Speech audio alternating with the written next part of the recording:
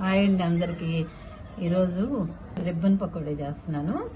ఈ కేజీన్నర బియ్యం తీసుకున్నాను, 1/2 కేజీ పుట్నాలు అనమాట. బియ్యం కడిగా ఆరబోసేసి పుట్నాలు లైట్గా వేయించేసి 2 కలిపి పట్టించాను. ఇటు పట్టించి ఆఫ్ చేసి హాఫ్ ఏమో దీంట్లో వేసేసి నీళ్ళు వేసి కలిపాను. దీంట్లో వామ్ వేసాను, ఉప్పు, పచ్చిమిరకాయలు, అల్లం మిక్సీ వేసేసి ఆ రసాన్ని పోసాను. ఇంకంతే అనమాట. ఇప్పుడు మనం బాండీలో వేసుకుంటాం.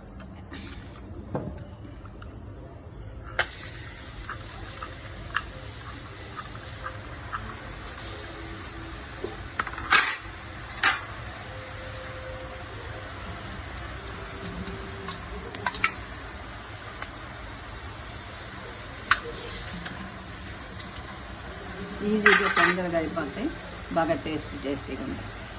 ఓకేనా? ఓకే, రిబ్బన్ పకోడీ అయిపోయింది. ఇప్పుడు అదే పిండితో మళ్ళీ పిండి కలిపాను. ఇందాక పొడి పిండి కాస్త తట్టు పెట్టా కదా, అది పిండి కలిపాను.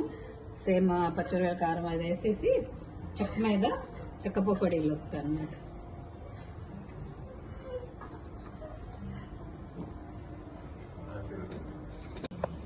ఇది చెక్క పకోడీకి ఇలా రుద్దుతాం అన్నమాట. ఇలా రుద్దితే పీసులుగా పడుతుంది. సరిపోయినంత అల్లం, కారం, పచ్చిమిరపకాయ కారం ఉంటుంది కదా,